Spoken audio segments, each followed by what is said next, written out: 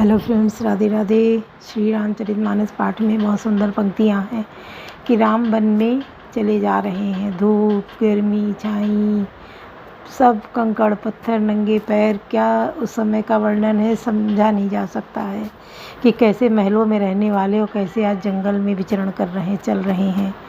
तो जहाँ कहीं नगर के आसपास से निकलते हैं, गांव के आसपास से निकलते हैं, सब दौड़ पड़ते हैं और अपने को धन्य मानते हैं उनके दर्शन करके। सब सोचते हैं कि और रुक जाएं, मेरे पास घड़ी भर और रुक जाएं, कोई पानी ठंडा लेकर आता है कि छाँव में बैठ जाओ, पानी पी लो। कोई औरतें आती हैं, वो सब निहारती हैं और सोचने लगती हैं कि ये कौन है। फिर सकुचाती हैं बात करने में, सीता जी से पूछने में संकोच करती हैं कि कैसे इनसे पूछें। फिर कोई एक युवती आगे बढ़ती है और पूछती है कि ये कौन है। फिर सीता भी संकोच करने लगती हैं बताने में। फिर अपने को बड़ा समझकर सोचकर बताती हैं कि जो गोरे सुंदर से हैं ये हमारे छोटे देवर हैं। फिर चुप हो जाती हैं, फिर ज़मीन की तरफ देखती हैं और संकोच करते हुए राम जी के लिए बताती हैं, जो सांवरे लंबे से हैं ये हमारे पति हैं। ऐसे करके उनका परिचय देती हैं। तो वो सब बहुत खुश हो जाते हैं, सोचते हैं कि लौटते वक्त इसी रास्ते से जाएं तो हम फिर इनका दर्शन करें।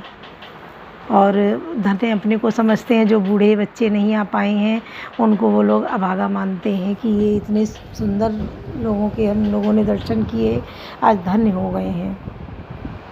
और वो चलते चले जा रहे हैं। उनको समझ में नहीं आ रहा कि हम कहाँ पर अपना रहने का ठिकाना बनाएं, कहाँ रुकें। फिर ऐसा चलते वो विश्वामित्र के आश्रम पहुँचते हैं। विश्वामित्र जी देखकर धन्य हो जाते हैं, वो तो पहचान ही जाते हैं इनको। वहाँ पहुँचते हैं। फिर देखिए आगे हो पाठ 66। कवन सु काज कठिन जग माही, जो नहीं होई तात तुम पाही। छाह करई घन विबुध घन, बरसई सुमन सियाही। देखत गिरिवन बिहग मृग, राम चले मग जाही। कवन सु काज कठिन जग माही, जो नहीं होई तात तुम पाही। रास्ते में बादल छाया करते हैं और देवता फूल बरसाते और सियाते हैं। पर्वत, वन और पशु पक्षियों को देखते हुए श्री राम जी रास्ते में चले जा रहे हैं। सीता लखन सहित रघुराई, गाँव निकट जब निक सही जाई। सुनि सब बाल वृद्ध नर नारी, चलई तुरत गृह काज विसारी।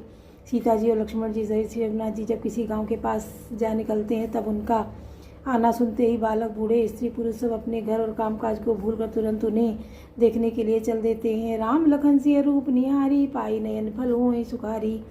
सजल विलोचन पुलक शरीरा, सब भय मगन देखी दो बीरा। श्री राम, लक्ष्मण और सीता जी का रूप देखकर नेत्रों का फल पाकर वे सुखी होते हैं। दोनों भाइयों को देखकर सब प्रेमानंद में मग्न हो गए। उनके नेत्रों में जल भर आया और शरीर पुलकित हो गए। भरन न जाई दशा तिनकेरी, लई जनु रंकन सुरमन डेरी। एकन एक बोल सिख देही, लोचन लाऊ लेऊ छनेही। उनकी दशा वर्णन नहीं की जा सकती, मानो दरिद्रों ने चिंतामणि की डेरी पाली हो। वे एक एक को पुकार कर सीख देते हैं कि इसी क्षण नेत्रों का लाभ ले लो।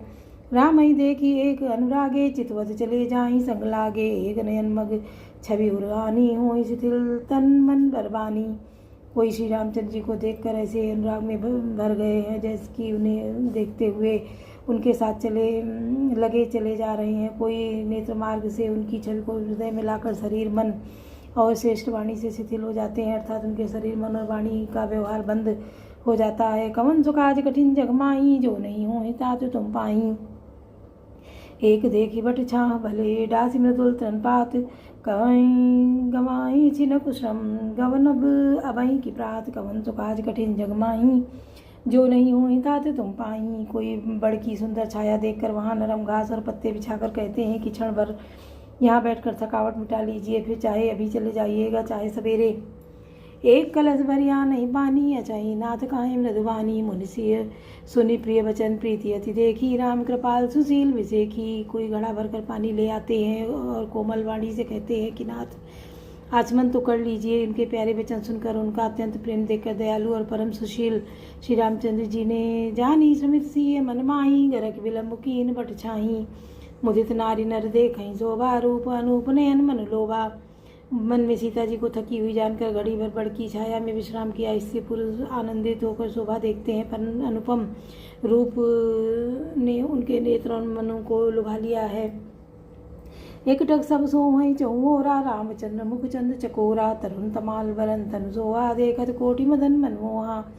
सब लोग टकटकी लगाए श्री रामचंद्र जी के मुख चंद्र को चकोर की तरह तन्मय होकर देखते हैं। वे चारों ओर सुशोभित हो रहे हैं। श्री राम जी का नवीन तमाल वृक्ष के रंग का श्याम शरीर अत्यंत शोभा दे रहा है, जिसे देखते ही करोड़ों कामदेवों के मन मोहित हो जाते हैं।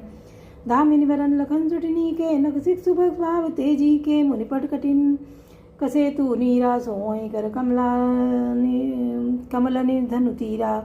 बिजली के रंग से रंग के लक्ष्मण जी बहुत सी भले मालूम होते हैं। वे नख से शिखा तक सुंदर हैं और मन को बहुत ही भाते हैं। दोनों मुनियों के वलकल आदि वस्त्र पहने हैं और कमर में तरकस कसे हुए हैं। कमल के समान हाथों में धनुष बाण शोभित हो रहे हैं। कमन सुकाज कठिन जग माही, जो नहीं होई तात तुम पाही।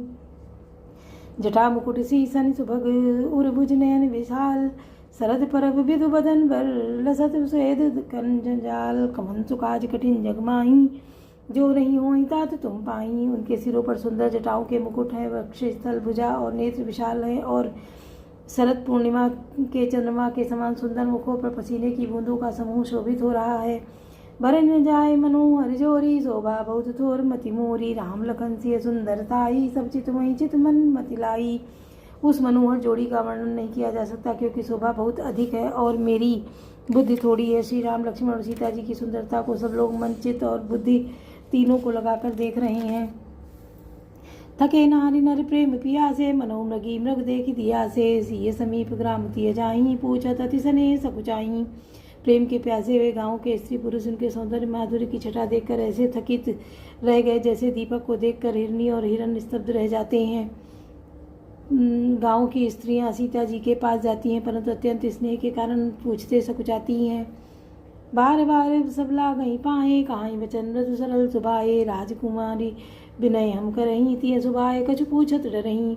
बार बार सब उनके पाँव लगती है और सहज ही सीधे साधे कोमल वचन कहती हैं। राजकुमारी हम विनती करती तो कुछ निवेदन करना चाहती हैं, परंतु स्त्री स्वभाव के कारण कुछ पूछते हुए डरती हैं। स्वामिनी अभिनय क्षमा बीमारी, विलग्न मानव जान कमारी। राजकुंवर दो सहज सलोने, इन ते लई दुति मरकत सोने। हे स्वामी, हमारी ढिठाई क्षमा कीजिएगा और हमको कुमारी जानकर बुरा न मानिएगा। ये दोनों राजकुमार स्वभाव से ही लावण्य में परम सुंदर हैं। मरकत मणि पन्ने और सुवर्ण की कांति से इन्हीं ने पाई है, अर्थात मरकत मणि और स्वर्ण में जो हरित और स्वर्ण वर्ण की आभा है, वह इनकी हरिता नील और स्वर्ण कांति के एक कण के बराबर भी नहीं है। कौन सुकाज कठिन जग माही, जो नहीं होई तात तुम पाही। श्यामल गौर किशोर बर, सुंदर सुषमा ऐन। शरद सरवरी नाथ मुख, शरद सरोरु नयन। कवन सुकाज कठिन जग माही, जो नहीं होई तात तुम पाही। श्याम और गौर वर्ण है, सुंदर किशोर अवस्था है, दोनों ही परम सुंदर और शोभा के धाम है। शरद पूर्णिमा के चंद्रमा के समान इनके मुख और शरद ऋतु के कमल के समान इनके नेत्र हैं। मासपरायण 16वां विश्राम, नवापरायण 4था विश्राम। कोटि मनोज लजावनियारे, सुमुख काहू को आई तुम्हारे। सुन स्नेह मैं मंजुलवानी, सकुची सी मन महु मुस्कानी। हे सुमुख, कहो तो तुम्हारी सुंदरता से करोड़ों कामदेवों को लजाने वाली ये तुम्हारे कौन है। उनकी ऐसी प्रेममयी सुंदर वाणी सुनकर सीता जी सकुचा गई और मन ही मन मुस्कराई। तिनहि बिलोक अति धरणी, दो सकोच सकुचति बरबरनी। सकुचि स प्रेम बाल मृगनयनी, बोली मधुर वचन पिक बहनी।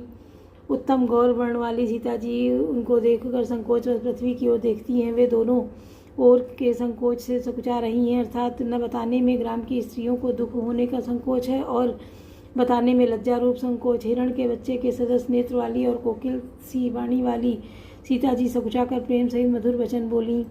सहज सुभाए सुभगतन गोरे, नाम लखन लघु देवर मेरे। बहुरी बदन विधु अंचल डाकी, पियतन चितई भावों कर बाकी। जो ये सहज स्वभाव सुंदर और गोरे शरीर के हैं, उनका नाम लक्ष्मण है, ये मेरे छोटे देवर हैं। फिर सीता जी ने लज्जावश अपने चंद्रमुख को आंचल से ढककर और प्रियतम श्री राम जी की ओर निहार कर बहुएं टेढ़ी करके खंजन मंजु तिरीचे नयन निजपति कयो तिनहि सियन सयनन।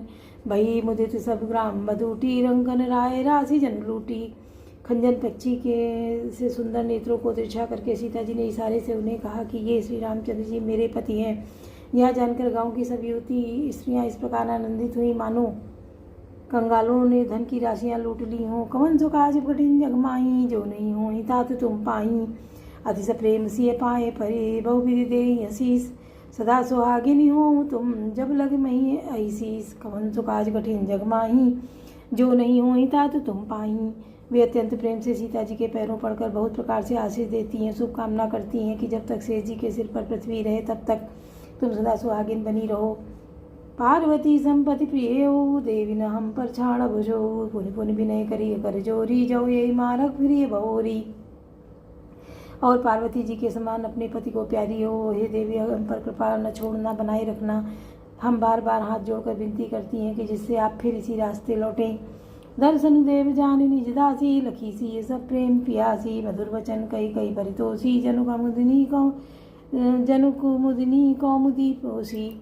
और हमें भी अपनी दासी जानकर सुदर्शन देव सीता जी ने उन सबको प्रेम की प्यासी देखा और मधुर वचन कह कर सब उनका भली भांति संतोष किया, मानो चांदनी ने कुमुदनियों को खिलाकर पुष्ट कर दिया। तब ही लखन रघुबर रुक जानी, पूछो मृगु लोगन मृदुबानी। सुनत नारी नर भय दुखारी, पुलकित गात विलोचन बारी। उसी समय श्री रामचंद्र जी का रुख जानकर लक्ष्मण जी ने कोमल वाणी से लोगों से रास्ता पूछा। वह सुनते ही स्त्री पुरुष दुखी हो गए, उनके शरीर पुलकित हो गए और नेत्रों में वियोग की संभावना से प्रेम का जल भर आया। मिठा मोद मन भय मलीने, विधि निधि दीन लेत जनु चीने। समुझ करम गति धीरज कीना, सोधि सुगम मगुतिन कई दीना।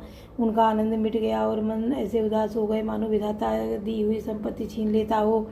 कर्म की गत समझकर उन्होंने धैर्य धारण किया और अच्छी तरह निर्णय करके सुगम मार्ग बतला दिया। कवन सुकाज कठिन जग माही, जो नहीं होई तात तुम पाही। लखन जानकी सहित तब गमन कीन रघुनाथ, फेरे सब प्रिय वचन कही लिए लाई मन साथ। कवन सुकाज कठिन जग माही, जो नहीं होई तात तुम पाही। तब लक्ष्मण जी और जानकी जी सहित श्री रघुनाथ जी ने गमन किया और सब लोगों को प्रिय वचन कहकर लौटाया, किंतु उनके मनों को अपने साथ ही लगा लिया। बोलो सियावर रामचंद्र की जय, पवन सुत हनुमान की जय, लाडले लखन लाल की जय।